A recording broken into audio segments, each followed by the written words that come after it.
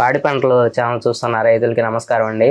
ఈరోజు మనం ప్రజ్ఞం గ్రామం, నిజాంపట్నం మండలం, బాపట్ల జిల్లాలో ఉన్నాము. ఇక్కడ ప్రధానంగా కేసన వెంకట సుబ్బారావు అనే రైతు ఆర్గానిక్ వ్యవసాయం చేస్తూనే చెక్క గానుగతో నూనెలు తీసే యంత్రం కూడా పెట్టుకొని ఇక్కడ జీవనోపాధి సాగిస్తున్నారు.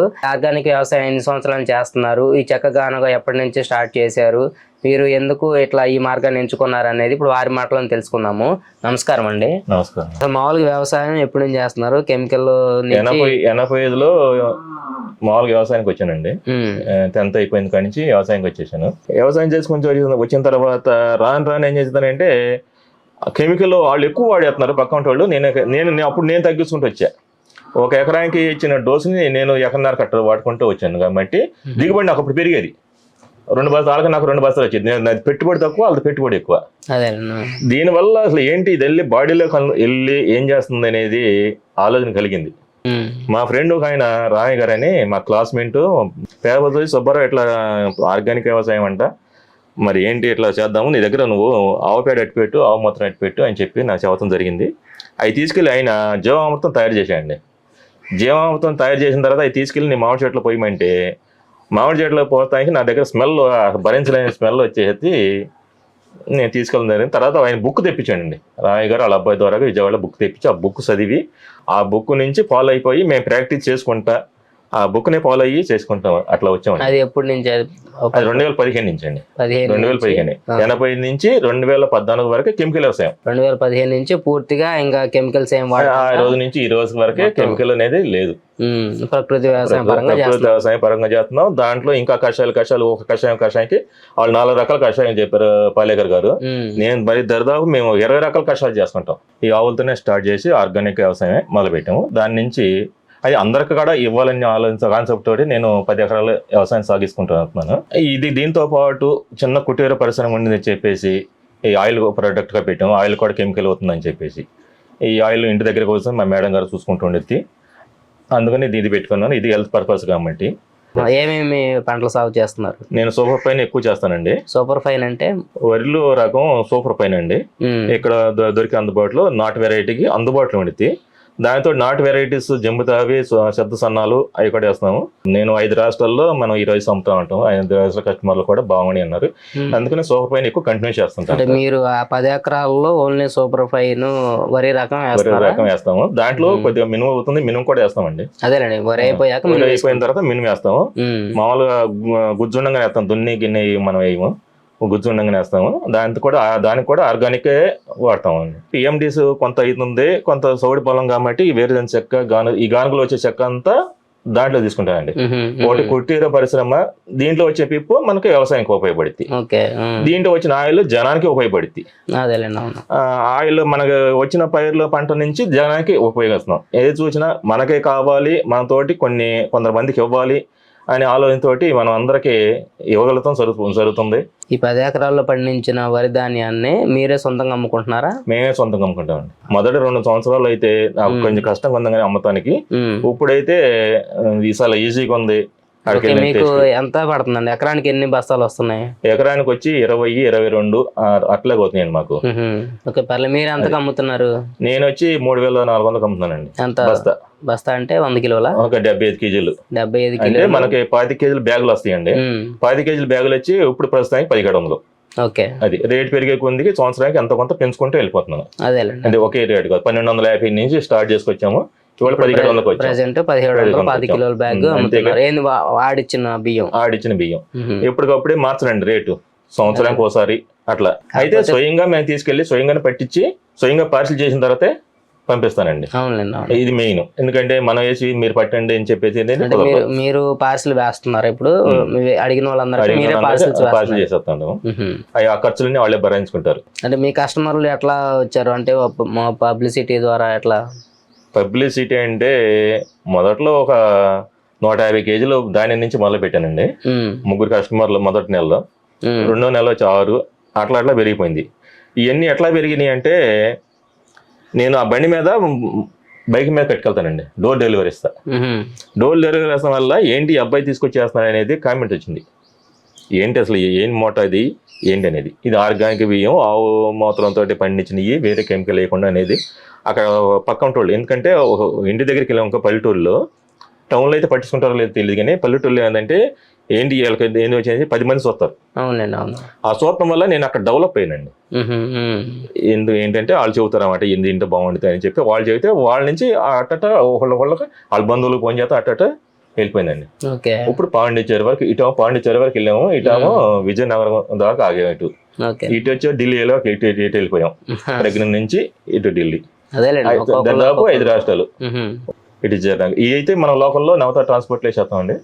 కొందరు బస్సుకి పంపించామంటారు, కొందరు అట్లా ఎవరికి అవైలబుల్ అంటే అట్లా పంపించేస్తున్నాం. అట్లా ఒకళ్ళ ద్వారా ఒకళ్ళండి. మన ఇంకా ఎంతవరకు మీడియా ద్వారా మనకి ఇది అవ్వలేదు.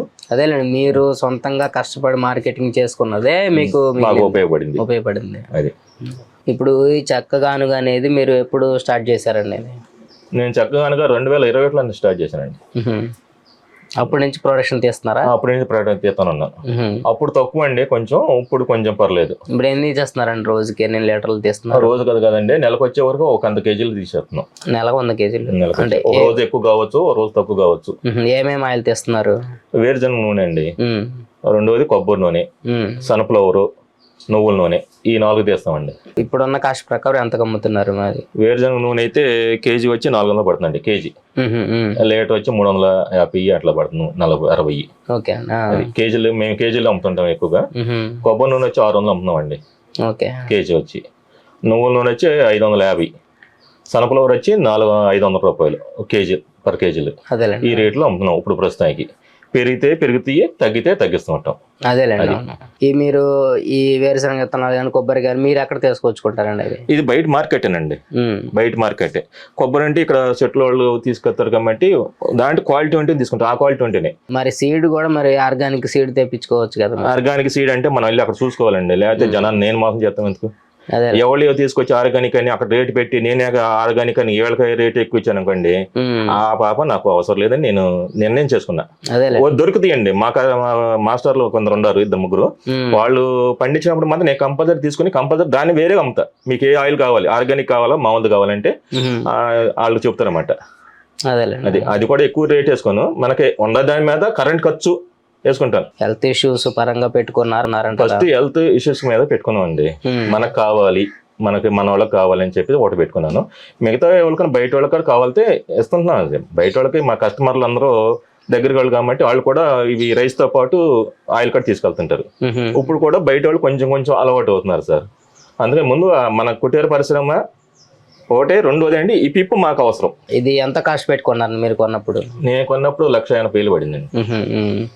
ఇప్పుడు ఇదే మరి మిగతా రైతులు కానీ ఇట్లా పెట్టుకోవాలనుకుంటే వాళ్ళకి వైబుల్ అవుతుంది అంటారా? పెట్టుకుంటున్నారండి. నా సలహాదారులుగా 4 వచ్చారు. నేనే కాల్ చేసి ఆ కంపెనీ కాల్ చేసి మాట్లాడతాము, వాళ్ళకి ఇప్పిస్తాము. ఎన్ని విత్తనాలు వేస్తే ఎంత నూనె వస్తుందండి? 8 కేజీలు వేస్తామండి దీనికి. వాయికి 8 కేజీలు వచ్చే వరకు 3 కేజీలు వచ్చిందండి. 8 కిలోల వేరుశనగ విత్తనాలు వేస్తే 3 కిలోల నూనె. 3 కిలోలు ఇంకా లోపే 200 అట్లా సీడ్ బట్టి కొంచెం ఎక్కువ తక్కువ అటు ఇటుకు వచ్చింది. 3 కేజీలకి కేజీ వేసుకోవాలండి మనం. ఏది 3 కేజీల పప్పుకి కేజీ వేసుకోవాలి. ఒకసారి రావచ్చు కొంత సీడ్ అంటే అట్లా పండించే దాంట్లో ఉండిద్ది. వాళ్ళు జప్సం వేసానికి కొంచెం వచ్చింది, జప్సం అయిపోతే తక్కువ వచ్చింది. మరి కొబ్బరి అండి? ఇది 2 కిలోలు అయితే కిలో వచ్చిందండి. 2 కిలోలు కొబ్బరి వేస్తే కిలో వచ్చింది. ఇదైతే కంపల్సరీ. కొన్ని అయితే 450 వస్తాయి, కొన్ని 550 వస్తాయి. మనం 1/2 కేజీ వేసుకోవాలి. ఇంకా వేరే నూనె వేస్తారు మీరు? సన్ఫ్లవర్ అండి. అది సన్ఫ్లవర్ కూడా బొంబాయి నుంచి మనం తెప్పించాం. అంటే ఒకసారి షిఫ్ట్ అయితే అక్కడ హైదరాబాద్ లో మా ఫ్రెండ్స్ ఉన్నారు, ఎవరైనా వచ్చి వాళ్ళవి వేసుకొని తీసుకొని పోవాలనుకుంటే మీరు ఎంత చార్జ్ చేస్తున్నారు? కేజీకి 30 రూపాయలు తీసుకుంటాను. కేజీ పప్పులకి ఏదైనా సరే. కేజీ పప్పులు 30 రూపాయలు. ఈ రెండింటికి అయితే 30 రూపాయలు అండి. సన్ఫ్లవర్ నువ్వులు అయితే 40 రూపాయలు అండి కేజీ. ఎందుకంటే ఈ ఎక్కువ టైం తిరుగుతాయి, మనకు కరెంట్ బిల్ కూడా ఎక్కువ అవుతుంది కాబట్టి దాన్ని బట్టి మనం అక్కడ రేట్ తీసుకుంటాం. ఏదైనా కేజీ వాటికి 30 రూపాయలు. ఈ నూనెలతో పాటు వ్యవసాయ ఉత్పత్తులు ఏమేమి చేస్తున్నారు? వ్యవసాయ ఉత్పత్తులు అంటే మనకి BRC షాపులని ఒకటి ఇచ్చారండి. BRC అంటే బయో డైనమిక్ రీసెర్చ్ సెంటర్ అని, జీవన ఎరువుల తయారీ కేంద్రం మంది. జీవన ఎరువులు మనమే స్వయంగా తయారు చేసుకుంటాం, ఎక్కడ కొనేది లేదు. ఒక బెల్లం తప్పక, మనం బెల్లం శనగపిండి ఇలాంటి తప్పక ఐటమ్స్, ముడి ఐటమ్స్ కానీ తయారు మొత్తం నేనే చేసుకుంటానండి. దీంట్లో రకరకాల కషాయాలు ఉన్నాయి. అంటే అది మీ చేనుకి రసాయనాలు వాడకుండా ఈ కషాయాలు వాడటానికి మేము ఒక షాప్ గా పెట్టుకున్నారు. మేము అంతకుముందు మేమే తయారు చేసుకునేవి, నేనే వాడుకునేవాడిని. మా నైబర్స్ అంతా కొందరికి వాళ్ళు కావాలనుకునే వాళ్ళకి నేను ఫ్రీగా ఇచ్చేసేవాడిని. అదే ఇప్పుడు ఏంటంటే షాప్ పెట్టమన్నారు గవర్నమెంట్. షాప్ పెట్టి ఎన్ని ఇటు ఇస్తున్నావు కదా అమ్మండి, దానికి వాల్యూస్ ఉంటాయని అన్నారు. మేము అమ్ముతానున్నాము. వాళ్ళ గవర్నమెంట్ పరంగా మీకు ఏమైనా సపోర్ట్ వచ్చింది? సపోర్ట్ ఇస్తామన్నారండి, ఇంకా ఇవ్వలేదు.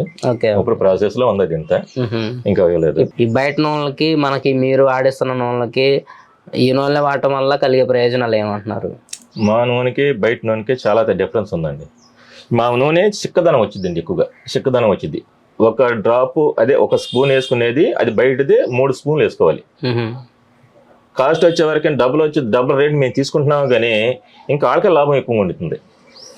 ఇప్పుడు ఒక స్పూన్కి 2 స్పూన్ల రేట్ మనం వేసుకుంటున్నాము, 3వ స్పూన్ ఎక్స్ట్రా అయినా గెలకి. అట్లా చూసుకుంటే వండితే ఆరోగ్యం పరంగా బాగా వండుద్ది. దీంట్లో నైట్రోజన్ ఎక్కువ వండుతండి. ఈ పిప్పులో వచ్చే వరకు నైట్రోజన్ ఎక్కువ వండుద్ది. చేనుకి ఇది నైట్రోజన్ అంటే యూరియా వేయకుండా ఇది సరిపోతుంది. ఇది వచ్చింది. నువ్వు పప్పు వచ్చేసరికి ఏమైతే మనకి బాస్మం ఎక్కువ వండుద్ది, అంటే డిఐపి లాంటిది. అది నువ్వు పప్పు వేస్తాం. అదేలేండి. మీరు ఏంటంటే ఈ వచ్చిన పిప్పిలో కూడా మీకు రసాయనాలు వాడకుండా, ఈ ఫర్టిలైజర్స్ ఏం వాడకుండా ఈ పిప్పిని వాడుకోవడం వల్ల కూడా మీకు ఖర్చు తగ్గిద్ది, ప్లస్ చేను ఆరోగ్యం కూడా మీరు బయట వాళ్ళు వాడితేనా ఖర్చుకు పెట్టిన వాళ్ళకి. నాకు శ్రమ చేసుకుంటున్నా కాబట్టి నిరంతరం శ్రమ చేసుకుని సంవత్సరం వచ్చే వరకు ఆ ఖర్చు, కెమికల్ ఖర్చు తగ్గిపోయి మాకు ఇదే సరిపోతుంది. అని మన కష్టం అక్కడ పెట్టేస్తున్నాం. దానివల్ల ఏంటంటే దాని నుంచి ఆర్గానిక్ రైస్ వస్తున్నాయి కాబట్టి జనానికి ఇవ్వగలుగుతున్నాం. అట్లా సైకిల్ అన్నమాట, ఇదంతా సైకిల్ గా తిరగాలి. అదేలేండి. ఇప్పుడు ఈ నూనెలు ఎన్ని కిలోలు తీస్తానండి? అంటే నెలకి ఎంత తీస్తున్నారు? నెలకు వచ్చి శనగ నూనె 100 కేజీలు తీస్తాం. 100 కేజీలు ఇప్పుడు సేల్స్ అవుతుంది. ఇటువరకు అంటే 20-25 కేజీలు 15 కేజీల నుంచి మనం స్టార్ట్ చేసుకుని వచ్చాము. ఇప్పుడు పర్లేదు, కొంచెం బయటకు వెళ్ళిపోతుంది, తీసుకుంటున్నారు అందరూ. ఇట్లానే రైతులు ఒకవేళ ఆర్గానిక్ చేస్తున్న రైతులు ఆరోగ్యం బాగుండాలి, నువ్వు ఈ నూనెలే వాడుకోవాలనుకున్న రైతులకి మనకి కుటీర పరిశ్రమ చేసుకోవటానికి ఆదాయపరంగా బాగుంటుంది అంటారా లేదా? ఆదాయ పరంగా బాగా వండుతండి. అంటే కాస్ట్ వచ్చేవారు కొంచెం నా మీద పెంచుకోవాల్సింది, తప్పదు. ఆదాయం బాగా వండుద్ది. ఇదండి మన రైతు కేశన వెంకట సుబ్బారావు గారు అభ్యుదయ రైతుగా వ్యవసాయం మొదలుపెట్టిన కాడి నుంచి తర్వాత కొన్ని రోజులకి ఆర్గానిక్ వ్యవసాయం చేస్తూ, ఆర్గానిక్ వ్యవసాయంలో కూడా పండించిన పంటని అమ్ముకోవటంలో కూడా సక్సెస్ అయ్యారు.